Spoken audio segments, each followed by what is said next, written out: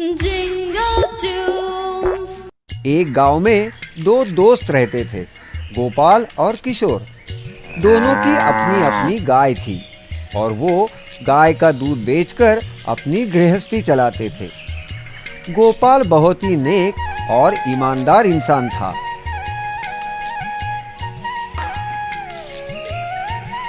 वो अपना काम पूरी मेहनत और लगन से करता था।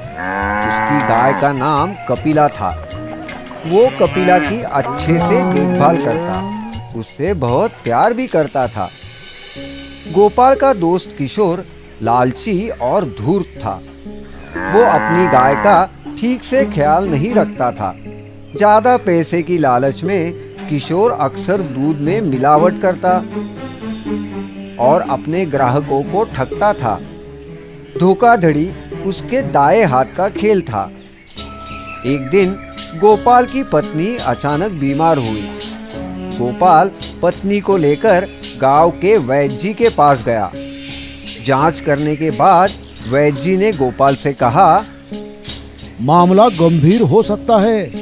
शहर से दवाइयाँ मंगानी होंगी, काफी पैसे लगेंगे। तुम पैसों का इंतजाम कर सकते हो ना?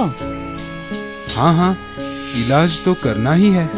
आप दवाइयाँ मंगवाइए, मैं पैसों का कुछ ना कुछ इंतजाम करता हूँ। इतने सारे पैसे मैं कहाँ से लाऊंगा? पत्नी का इलाज तो कराना आवश्यक है। अब क्या करें? इतने में उसकी नजर कपिला पर पड़ी। इतने पैसे लाने का केवल एक ही रास्ता बचा है, मेरी प्यारी गाय कपिला। उसे मैं शहर में जाकर बेच देता हूँ। जो पैसे मिलेंगे उसी से दवाइयाँ मंगवा लूंगा। घर आकर गोपाल ने ये बात अपनी पत्नी को बताई तो पत्नी ने कहा, ये क्या कर रहे हैं आप? कपिला को बेचेंगे? कितने सालों से वो हमारे साथ है। कपिला ही तो हमारी रोजी रोटी है। अगर उसे ही बेच देंगे तो खाएंगे क्या? सच कह रही हो तुम, पर अभी दूसरा कोई उपाय भी नहीं है। हमें ऐसा ही करना होगा। दूसरे दिन ना चाहते हुए भी कपिला को लेकर गोपाल शहर की ओर निकल पड़ा। जंगल से गुजरते वक्त गोपाल राह से भटक गया। तभी उसने एक जाप सुना, ओम नमः शिवाय, ओम नमः शिवाय। थोड़ा आगे जाकर गोपाल ने देखा एक स्वामी जी पेड़ के नीचे मंत्रोच्चारण करते हुए बैठे थे। गोपाल को सामने देखकर उन्होंने पूछा, वत्स, कौन हो तुम और कहाँ जा रहे हो? मैं गोपाल हूँ स्वामी जी। शहर जाते वक्त रास्ता भूल गया हूँ। आपकी आवाज सुनकर यहाँ चला आया। लगता है तुम्हें भगवान ने ही भेजा है। मैं यहाँ बहुत समय से तपस्या कर रहा हूँ और मुझे बहुत भूख लगी है। क्या तुम मेरे लिए भोजन की व्यवस्था कर सकते हो? स्वामी जी, क्या बताऊँ आपको, मैं खुद ही बहुत उलझन में हूँ। मैं आपकी कैसी मदद करूँ? हाँ, मेरे पास ये गाय है, मैं उसका दूध आपको पीने के लिए दे सकता हूँ। गोपाल ने तुरंत ही गाय का दूध निकाला और स्वामी जी को पीने के लिए दिया। स्वामी जी ने दूध प्राशन किया। गोपाल पर प्रसन्न होके उन्होंने कहा, एक भूखे की भूख मिटाकर तुमने आज बहुत पुण्य का काम किया है। मैं प्रसन्न हुआ हूँ। इसके बदले तुम्हें कुछ भेंट देना चाहता हूँ। क्या तुम्हारी कोई इच्छा है? मैं वो जरूर पूर्ण करूँगा। फिर गोपाल ने उन्हें अपने पत्नी के इलाज के बारे में बताया और दवाइयाँ महंगी होने के कारण कपिला को बेचने के लिए वो शहर जा रहा है, ये भी बताया।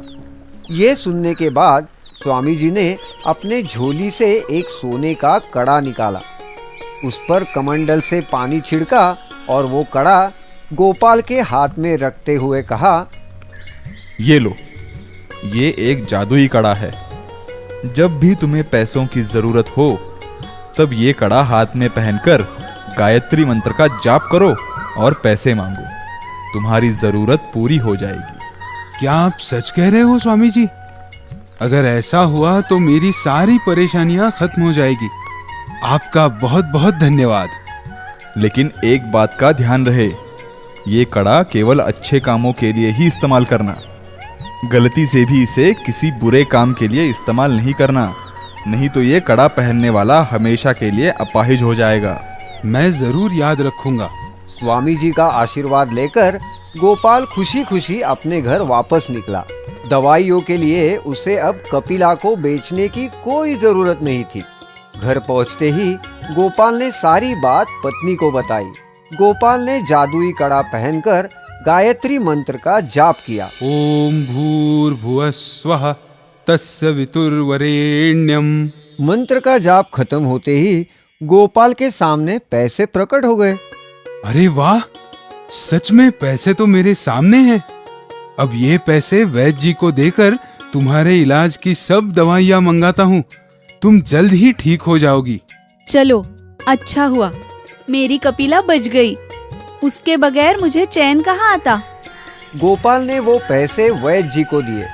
उन्होंने शहर से तुरंत ही दवाइयाँ मंगवाई। दवाइयों को लेने के बाद गोपाल की पत्नी तंदुरुस्त हो गई। जब जब भी गोपाल को पैसे की जरूरत होती, वो जादुई कड़े से मांग लेता। उन पैसों से गोपाल ने और गायें खरीदी, परिवार के लिए नया घर बनवाया। गोपाल ने हमेशा जादुई कड़े का उपयोग भले कामों के लिए ही किया। देखते ही देखते गोपाल की लोकप्रियता बढ़ने लगी। उधर किशोर गोपाल की तरक्की से जलता था। वो समझ ही नहीं पा रहा था कि गोपाल इतना अमीर कैसे हो रहा है। गोपाल के पास इतने पैसे कैसे आ गए? क्या राज है? पता करना पड़ेगा। दूसरे ही दिन किशोर गोपाल के घर गया। अरे आओ आओ किशोर, आज यहाँ कैसे?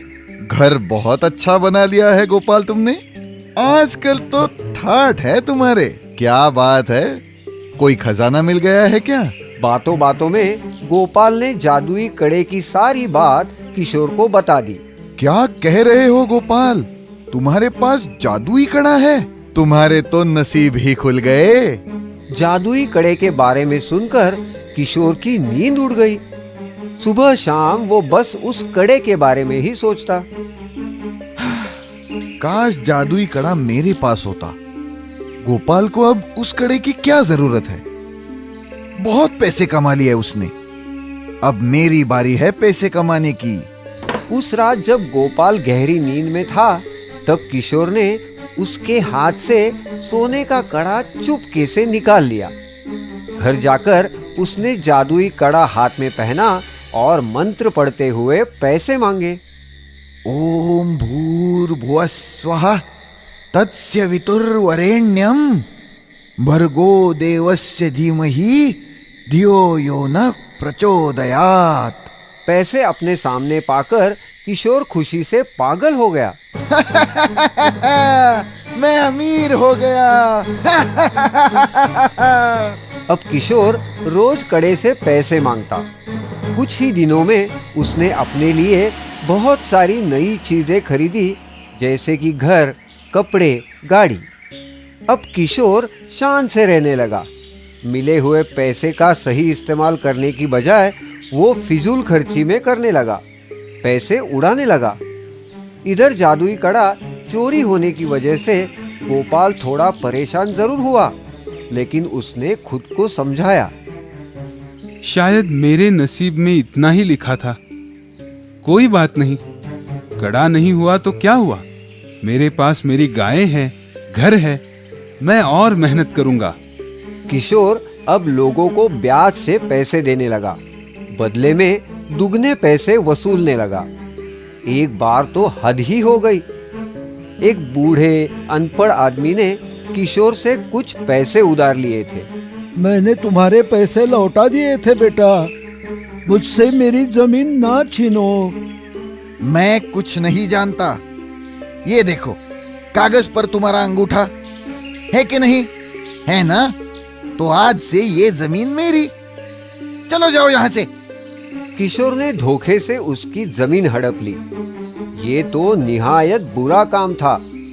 जादुई कड़ा अपना काम करने से चूका नहीं। अचानक किशोर की तबीयत खराब होने लगी। उसका एक हाथ और एक पैर अपाहिज हो गया। अरे अरे, ये क्या हुआ? मेरे हाथ और पैर को क्या हुआ? मुझे बचाओ। बचाओ।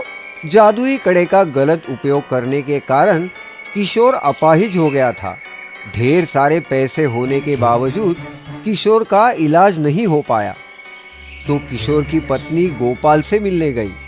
उसने गोपाल को किशोर की तबीयत के बारे में बताया और ये भी बताया कि किशोर ने ही गोपाल का कड़ा चुराया था।